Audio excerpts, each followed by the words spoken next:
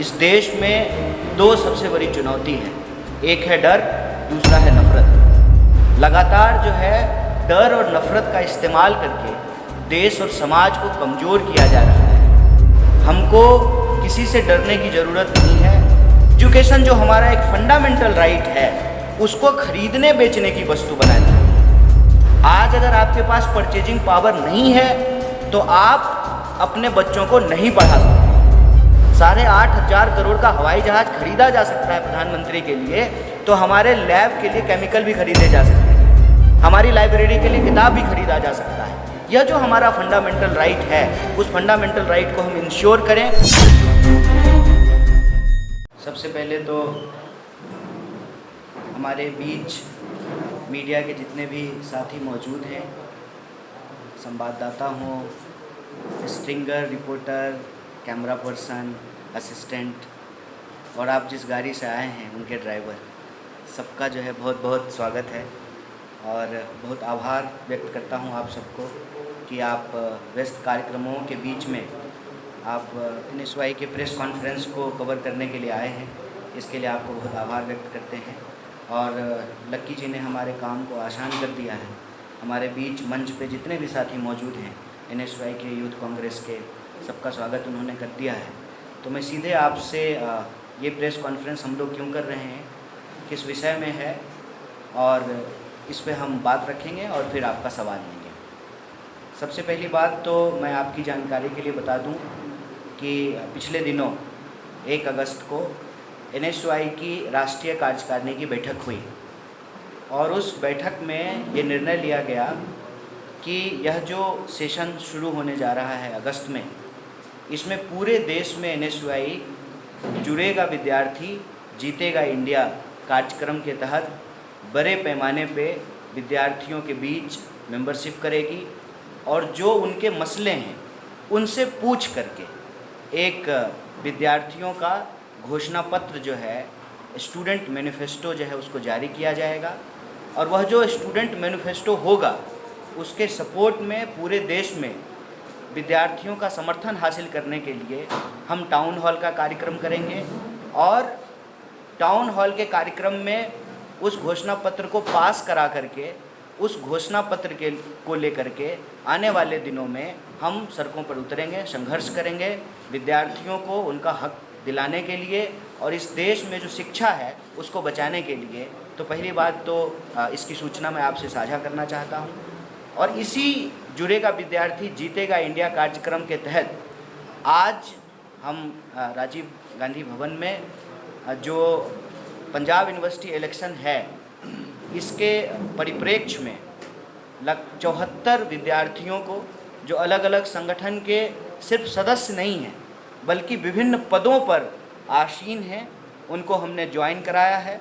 क्योंकि हमारी जो मंशा है वो बिल्कुल साफ़ है, जैसा कि हमारे नेता श्री राहुल गांधी जी ने भारत जोड़ो यात्रा के दौरान बार बार कही कि इस देश में दो सबसे बड़ी चुनौती है, एक है डर, दूसरा है नफ़रत। लगातार जो है डर और नफ़रत का इस्तेमाल करके देश और समाज को कमज़ोर किया जा रहा है। हमको किसी से डरने की ज़रूरत नहीं है और जो बांटने वाली शक्तियां हैं उनके खिलाफ़, नफ़रत के ख़िलाफ़ हमको मोहब्बत का संदेश लेकर के हर घर जाना है, हर भारतीय को जो है पहुंचने की कोशिश करनी है। और यह जो उनका मोहब्बत का संदेश है, इसी मोहब्बत के संदेश को आगे बढ़ाते हुए हमने भी ये तय किया है कि उन्होंने जो नारा दिया है, जुड़ेगा भारत जीतेगा इंडिया, उस नारे को हम स्टूडेंट कम्युनिटी के बीच से साकार करें, उसको सफल कर पाएँ। इसीलिए विभिन्न दलों के जो विभिन्न छात्र संगठनों के जो नेता हैं, छात्र हैं, उनको आज हमने NSY परिवार में शामिल कराया है। दूसरी बात ये मैं आपसे साझा करना चाहता हूँ। और तीसरी बात, जो देश के भीतर राजनीतिक परिस्थिति है उसमें जो संस्थानों के, खास करके शिक्षण संस्थानों के जो हालात हैं और जिस तरह से आज student as a citizen, student as a subject नहीं, स्टूडेंट एज ए सिटीजन, उनके जो क्रिटिकल माइंड हैं उसको कैसे कमज़ोर करने की कोशिश की जा रही है, कैसे जो इंफ्रास्ट्रक्चर है यूनिवर्सिटी का वो लगातार जो है कमज़ोर होता जा रहा है। और आप इस देश की बजट एलोकेशन को अगर आप देखेंगे तो शिक्षा के बजट में कहीं कोई वृद्धि नहीं हो रही है, लेकिन फीस ज़रूर बढ़ाई जा रही है। और सेल्फ रिलायंस के नाम पे, न्यू एजुकेशन पॉलिसी के नाम पे कैसे एजुकेशन जो हमारा एक फंडामेंटल राइट है उसको खरीदने बेचने की वस्तु बना दी गई है। आज अगर आपके पास परचेजिंग पावर नहीं है तो आप अपने बच्चों को नहीं पढ़ा सकते हैं। और आपने अपने बच्चों को किसी तरह से ज़मीन बेचकर, लोन लेकर आपने अपने बच्चों को पढ़ाया, तो यह ज़रूरी नहीं है कि आपके बच्चे, उनको नौकरी मिलेगी, उनको रोज़गार मिलेगा। और इसके चलते विद्यार्थियों पे इतना ज़्यादा दबाव है कि हम अपनी आने वाली पीढ़ी को कहीं ना कहीं तबाही की ओर धकेल रहे हैं। आप सब जानते होंगे शायद कि इस साल 2023 में अभी तक यह साल ख़त्म भी नहीं हुआ है और कोटा में 22 स्टूडेंट आत्महत्या कर चुके हैं। पिछले साल भी ये आंकड़ा इसके आसपास था।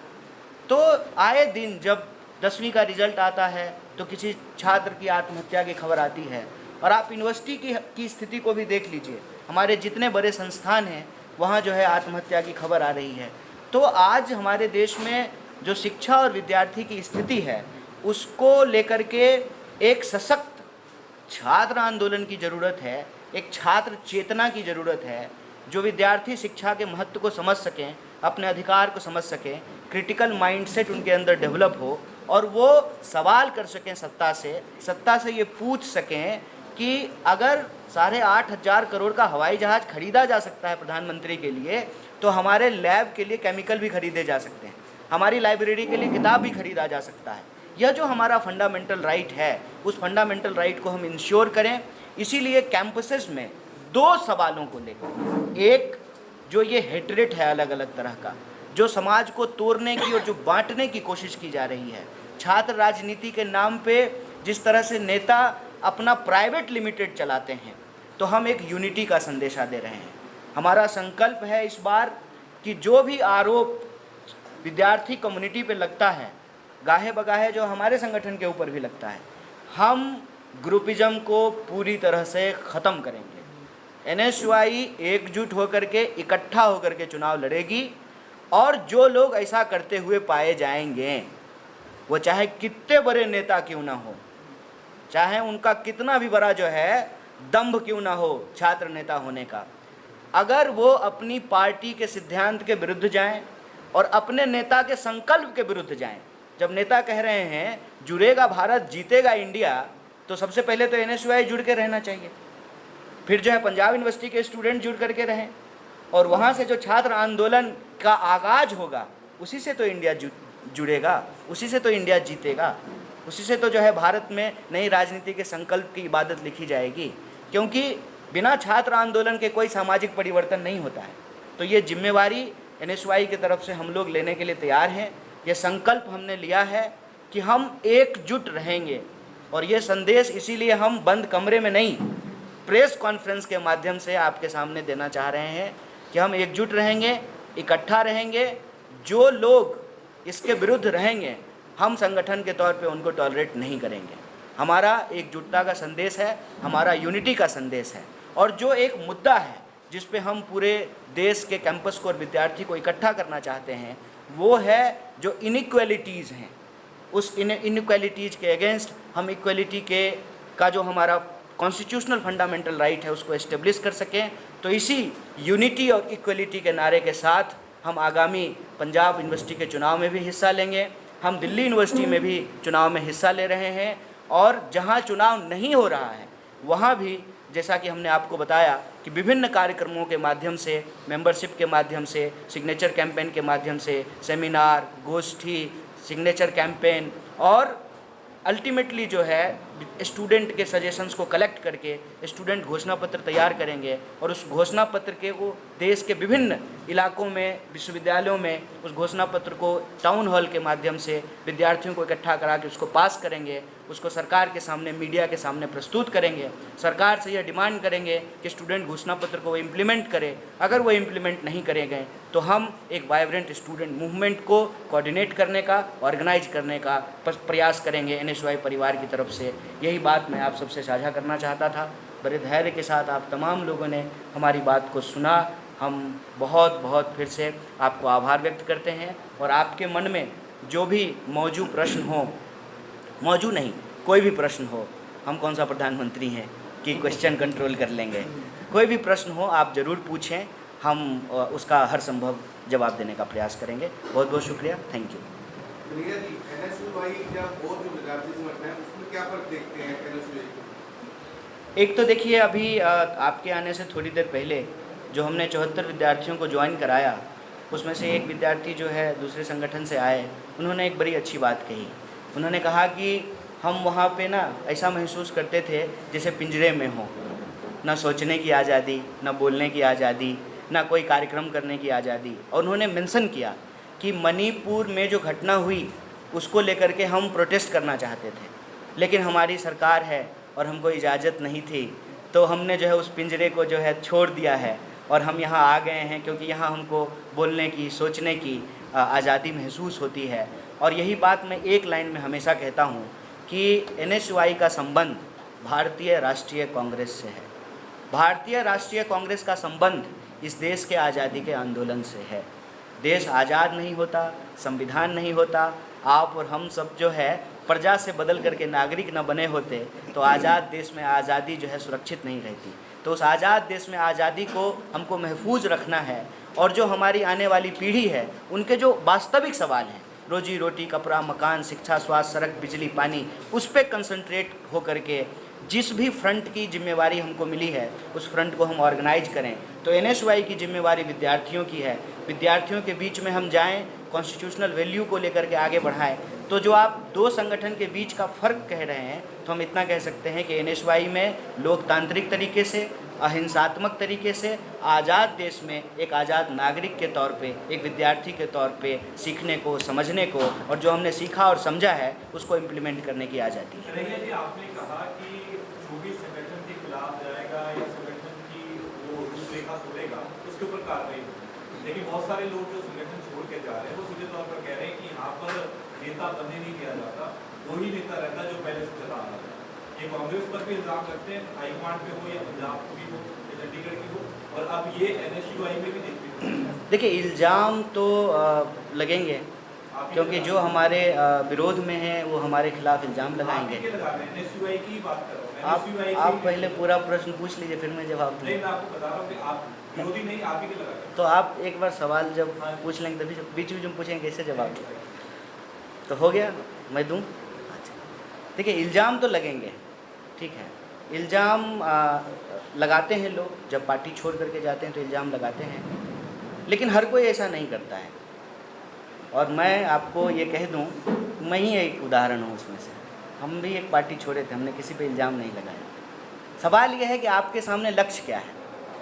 अगर आपके सामने लक्ष्य है कि हमको विद्यार्थियों को एकजुट करना है, हमको जो है विद्यार्थियों का एक आंदोलन खड़ा करना है, और जो विद्यार्थियों के सवाल हैं उस सवाल को लेकर के सत्ता से संघर्ष करना है, सवाल पूछना है, तो आपके लिए संगठन एक माध्यम होता है। संगठन बनता कैसे है? संगठन लोगों से ही बनता है ना। संगठन अपने आप में तो कुछ नहीं है, हम जो लोग मिल करके बनाते हैं वही संगठन है।